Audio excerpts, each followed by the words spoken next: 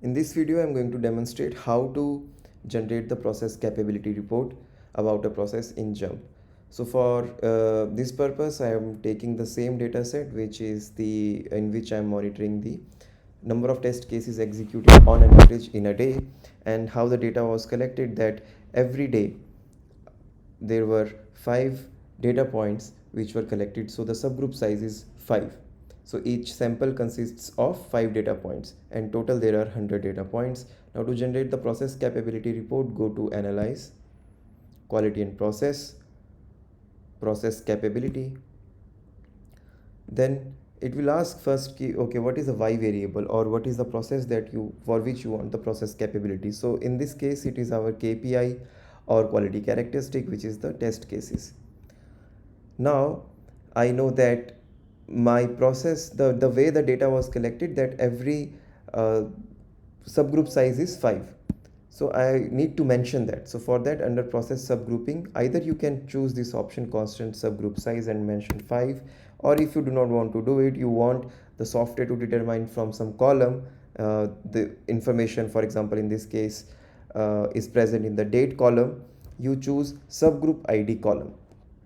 Now how to link the y variable or test cases with this particular column? First choose test cases from here, and now you will see that this option will become active, next subgroup ID column.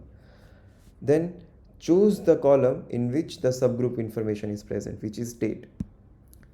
So as soon as you again and then click on next subgroup ID column, and you will see that it is appearing like this right now, that test cases is the y variable, and within parentheses we have date, so it will get the subgroup size information from the date.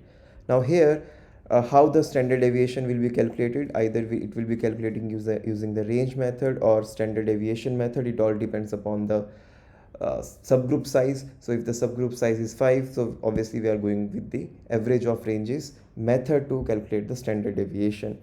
And if your chart is of moving range, individual moving range type, you can select the average of moving ranges option. Right now it will override it our this particular thing, because it's not a individual moving range thing, because it's the x bar r thing or x bar r chart. So now just click on OK. It will ask you what is the lower specification limit, what is the upper specification limit, and I'm just going to write, let's say 80 is the target, lower specification limit is 70, upper specification limit is 90, and hit OK. And now under this red triangle you can go and click on individual details, detailed report, and there you will get all the information related to the sigma capability or CPK index, PPK index, number of non-conformance.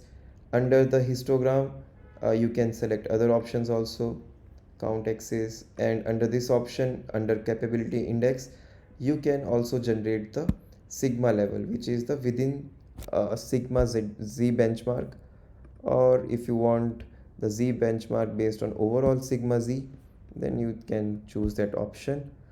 And that's how you generate the capability report in JMP.